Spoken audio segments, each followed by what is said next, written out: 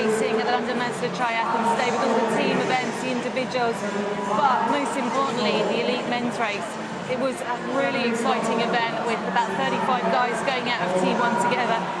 And with Stuart Hayes, who finished third today. Stuart, maybe a little disappointed not to be on top of the podium, but you made the podium and it was an awesome race.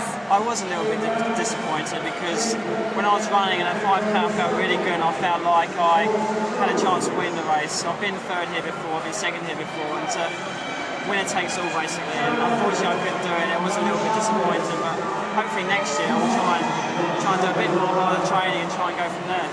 I think we were all shocked to see such a massive pack come out of the swim. You know, with just everyone who was in the race was in that pack. There was about 35 guys went out. We've never seen that in London before, have we? Yeah, I mean, this year we had great swimmers, great bikers, great runners. Basically all the guys that didn't make the Olympic team were here today, so that's why it all came together, and that's what will tend to happen now. The London Triathlon's getting bigger and bigger. It's attracting more athletes, and the packs are going to get bigger. Yeah.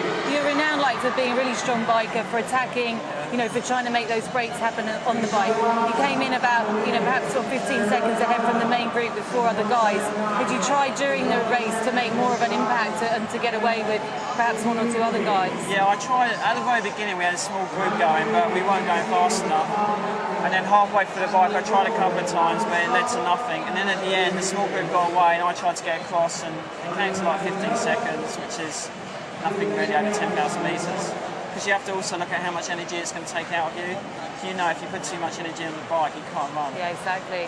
You know, perhaps Petzold was a surprise winner here today. You know, a good winner, really nice guy. Yeah. But, you know, Robbo was perhaps the talk of the day. He's been world champion, I think, if I'm right saying, 3 times. Yeah. So when you saw him on the start list, you must have thought you might have had your work cut out a bit. I knew it'd be tough to beat Robbo. With Robbo, he's very hot or cold. He either wins or he comes last. And today he was on form and he came second. I sort of expect him to go from the gun out the run, but first of all he had to catch me and Mikey up, and then he tried to go again, but he didn't quite have the legs. But he's a great athlete, and I'm sure he'll be world champion again someday.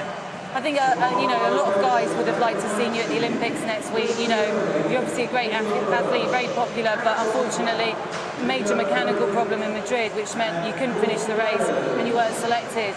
You know, it must be hugely disappointed. Yeah, it was disappointing, but I mean, they've got a great team going out there, and I'm happy now, able to do what I want to do. I mean, I watch the Olympic Games on TV, and there's a lot of pressure on those people, and sometimes I feel like I don't want to have that pressure. But I'm happy doing what I'm doing, racing, and I'm going to try it in 2012, and if I don't make that, it just never was meant to be. Obviously, we've got a very strong men's team out there, men and women's, but what do you think the chances are of the men's British team bringing home a medal or 2? I think the men and the women do have a chance. To be honest, it's anyone's race. I mean, there's 30 men and 30 women that could get a gold medal. It all depends on the day and who copes with the pressure and who can deal with the heat the best and basically who's in the best shape. So anyone can win it. We've got a chance, but so is the rest of the world.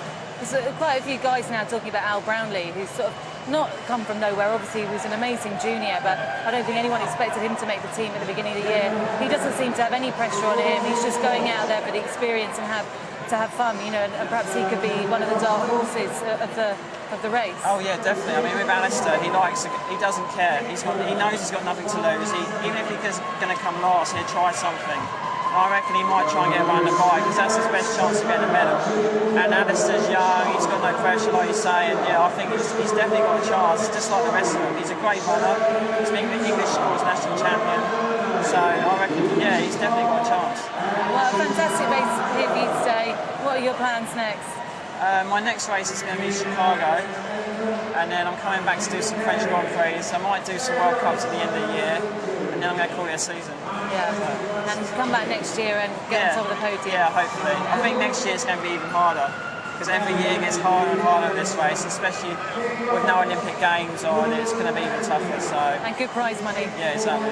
Yeah, okay. Congratulations. All right, thanks, Anna. Thank you.